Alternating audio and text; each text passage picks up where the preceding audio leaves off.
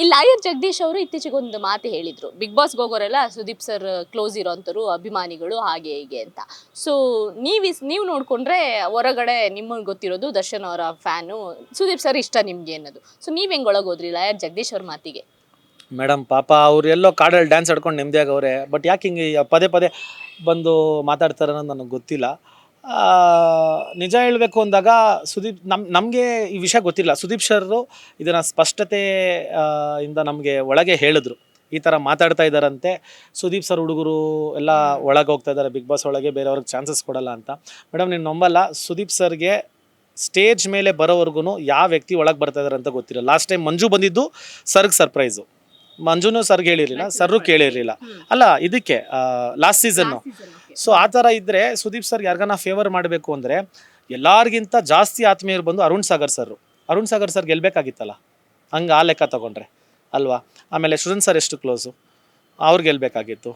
ಚಂದನ್ ಅವ್ರು ಕ್ಲೋಸು. ಆಮೇಲೆ ರಾಜೀವ್ ಎಷ್ಟು ಕ್ಲೋಸು, ಉಗ್ರಂ ಮಂಜು ಕ್ಲೋಸು. ಅವ್ನು ಟಾಪ್ 3ಗೆ ಬರಬೇಕಾಗಿತ್ತು, ಟಾಪ್ 2ಗೆ ಬರಬೇಕಾಗಿತ್ತು. ತ್ರಿವಿಕ್ರಮ್ ಕ್ಲೋಸ್, ಅವ್ನು ವಿನ್ ಆಗಬೇಕಾಗಿತ್ತು. ಸೊ ಬಾಯಿ ಇದೆ ಅನ್ನೋ ಒಂದೇ ವಿಷಯಕ್ಕೆ ಬಾಯಿಗೆ ಬಂದಂಗೆ ಮಾತಾಡೋದಲ್ಲ. ಆಮೇಲೆ ಅಲ್ಲಿ ಒಳಗೆ ಕರೆಸ್ಕೊತವ್ರೆ ಅಂದರೆ ನಮಗೊಂದು ಟ್ಯಾಲೆಂಟ್ ಇರುತ್ತೆ, ನಮಗೆ ಅಂತ ಒಂದು ಪೋರ್ಟ್ರೇ ಮಾಡೋಕ್ಕೆ ನಮಗೆ ಅಂತ ಒಂದು ವೇದಿಕೆ ಕೊಟ್ಟಿದ್ದಾರೆ. ಟ್ಯಾಲೆಂಟ್ ಇಲ್ಲದೆ ಸುಮ್ಮನೆ ಎಲ್ಲರನ್ನೂ ಬೈಕೊಂಡು, ಎಲ್ಲರನ್ನೂ ಕಿರ್ಚಾಡ್ಕೊಂಡು, ಎಲ್ಲರ ಹತ್ರನೂ ಕೆಟ್ಟ ಹೆಸರು ತೊಗೊಂಡು ಮಾತ್ರ ಒಳಗೆ ಹಲವಾರು ಜನ ಬಂದ್ರೂ ಅವರು ತುಂಬ ದಿನ ಬಿಗ್ ಬಾಸ್ ಮನೇಲಿ ಸ್ಟೇ ಆಗಲ್ಲ. ಸೊ ಅದನ್ನು ಜಗದೀಶ್ ಸರ್ ಅರ್ಥ ಮಾಡ್ಕೊಬೇಕು. ಯಾಕಂದರೆ ತುಂಬ ಬುದ್ಧಿ ಇರೋವಂಥ ವ್ಯಕ್ತಿತ್ವ ಅವ್ರದ್ದು, ತುಂಬ ಓದಿದ್ದಾರೆ. ಅವ್ರು ಯಾಕೆ ಈ ಥರ ನಮ್ಮ ಬಗ್ಗೆ ಕಮೆಂಟ್ ಮಾಡಿದ್ರು ಅನ್ನೋದು ಗೊತ್ತಿಲ್ಲ. ಮಾಡೋದು ಬೇಡ ಅನ್ನೋದು ನನ್ನದೊಂದು ಅಭಿಪ್ರಾಯ. ನೀವು ತುಂಬಾ ಇಷ್ಟಪಡುವಂತ ನಟ Darshan sir devil cinema release ಆಗಿದೆ ಅಂಡ್ ಅದರಲ್ಲಿ ಗಿಲ್ಲಿ ನಟ ಕೂಡ ನಟಿಸಿದ್ದಾರೆ. ಸೊ ನೋಡಿದ್ರಾ ಹೇಗೆ? ಎಲ್ಲಿ ನೋಡಕ್ಕೆ ಬಿಡ್ತಾ ಇದ್ದೀರಾ ನೀವೇ ನೋಡ್ತಾ ಇದ್ದೀರಲ್ಲ. ಸೊ ನಾನು ಇವತ್ತು ಹೋಗಬೇಕು ಅಂದ್ಕೊಂಡೆ, ಇವತ್ತು ಆಗಲಿಲ್ಲ. ಸೊ ನಾಳೆ 100% ಹೋಗ್ತೀನಿ. ಇನ್ನು ಡೆವಿಲ್ ನೋಡೋದಿದೆ, ಮಾರ್ಕ್ ನೋಡೋದಿದೆ, 45 ನೋಡೋದಿದೆ.